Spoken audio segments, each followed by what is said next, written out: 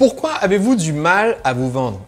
Aujourd'hui, j'aimerais vous partager un principe essentiel issu d'un livre passionnant écrit par un de mes auteurs favoris. Le titre de ce livre est « Nobody wants to read your shit ». En français, personne n'a envie de lire vos conneries. Ce livre a été écrit par Steven Pressfield, qui est l'auteur de nombreux romans best-sellers ainsi que de livres très connus comme La guerre de l'art, qui est un livre que j'ai également chroniqué dans cette chaîne, et Turning Pro, qui est aussi un autre livre que j'ai chroniqué dans cette chaîne. C'est un de mes auteurs favoris. Et dans ce livre, Steven Pressfield, qui a fait carrière dans l'écriture aussi bien de romans que de scénarios de films et de livres de non-fiction et de développement personnel et professionnel, eh bien, Steven Pressfield appuie sur un argument qui est hyper simple et qui est la raison probablement, si vous avez du mal à vendre vos produits et services, cette raison est très simple. Cette raison, je le répète, c'est personne n'a envie de lire vos conneries. Alors, qu'est-ce qu'il veut dire par là? Il veut dire que aujourd'hui, nous sommes tellement bombardés de messages publicitaires, contenu à regarder sur Internet, contenu audio à écouter. On est tellement bombardés de communication et d'informations que nous ne sommes plus du tout intéressés par le fait d'aller volontairement fournir un effort pour le risquer sur un contenu dont on n'est pas sûr de la qualité.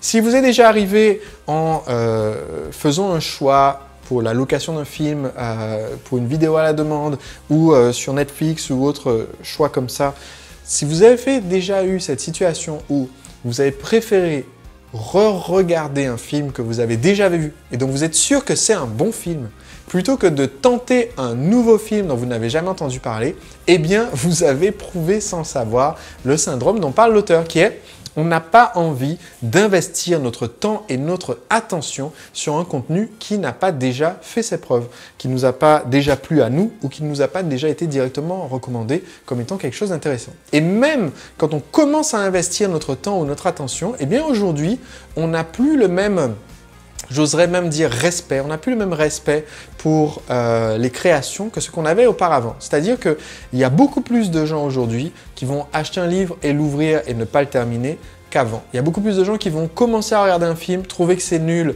et zapper sur la télévision ou même sortir de la salle de cinéma qu'avant. Avant, il y avait un tel investissement du cinéaste pour créer son film en muet, en noir et blanc, que tout le monde en restait jusqu'à la fin, même si vous trouviez que c'était ennuyeux, parce que vous respectiez le travail de l'auteur. Avant, la génération par exemple de mes parents, pour eux c'est choquant comme idée d'acheter un bouquin, de commencer à le lire, et même si c'est barbant, de ne pas le finir, et même de jeter le livre. C'est scandaleux. Pour ma génération et celles qui viennent après, c'est une évidence que si ça nous saoule et si c'est trop ennuyeux, eh bien on va passer à autre chose. Eh bien, comment est-ce qu'on fait pour lutter dans ce cas-là? Ce que nous explique Steven Pressfield dans son livre, qui à ma connaissance, comme beaucoup des livres que je chronique au moment où je fais la vidéo, ne sont pas encore traduits et puis quelques semaines plus tard sont traduits en français, ce sera peut-être le cas quand vous la regarderez. Ce que dit l'auteur, c'est qu'en fait, si vous avez un contenu qui peut être directement un contenu à vendre, par exemple, vous avez écrit un livre, vous avez créé un film, un DVD, un documentaire, ou alors si vous avez un contenu qui est votre marketing pour vendre votre produit, donc vous écrivez des emails, vous créez des vidéos qui vous servent à vendre votre produit à vous, eh bien, il faut faire très attention parce que personne n'a envie de lire votre pub, personne n'a envie de regarder votre vidéo publicitaire. Donc comment est-ce qu'on fait pour garder l'attention des personnes? Eh bien, il nous propose en fait un mode d'emploi en 2 étapes. L'étape 1, c'est de simplifier. Simplifier au maximum, enlever le maximum d'éléments dans votre contenu. Par cela, il ne veut pas forcément dire raccourcir, même si évidemment quand on simplifie, on raccourcit. Il ne veut pas forcément dire que votre message doit être aussi court que possible. Ce n'est pas du tout le cœur de ce que dit Steven. C'est plutôt le fait que votre message doit être aussi dense que possible. C'est-à-dire que par chapitre de livre, par minute de vidéo, par minute d'audio, on doit retirer le maximum pour avoir envie de continuer. Et deuxièmement, ça veut dire aussi qu'en plus d'être très dense, ce contenu, et c'est la deuxième méthode, ce contenu doit être aussi sexy que possible. Donc, vous devez créer du contenu sexy. Et je vais vous donner un exemple. Lors de la rédaction de mon livre « Le secret des entrepreneurs libres », J'avais déjà en fait presque terminé la rédaction et j'avais donc ce livre qui était structuré en 9 ou 10 chapitres quand je suis tombé sur le livre de Steven Pressfield. Et je trouvais intéressant le titre, donc je me suis dit ok, je vais le lire. Et je me suis rendu compte que j'ai dévoré son livre qui compte 175 pages, 180 pages. J'ai dévoré son livre en l'espace d'une nuit et une matinée. Mais ce qui m'a choqué, c'est que le livre a 116 chapitres. Je me dis, tiens, c'est bizarre, un livre de 180 pages avec 116 chapitres. Ça veut dire qu'en moyenne, un chapitre fait 1 page et demie de long.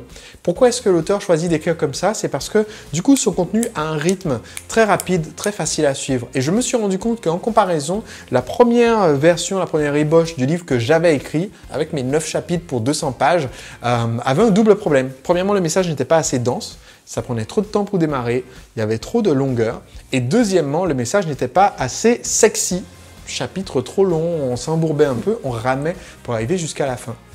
Et c'est ce qui m'a amené à complètement réécrire le livre, qui au final, pour un peu moins de 200 pages, fait dans cette version 66 chapitres, donc 3 pages en moyenne par chapitre.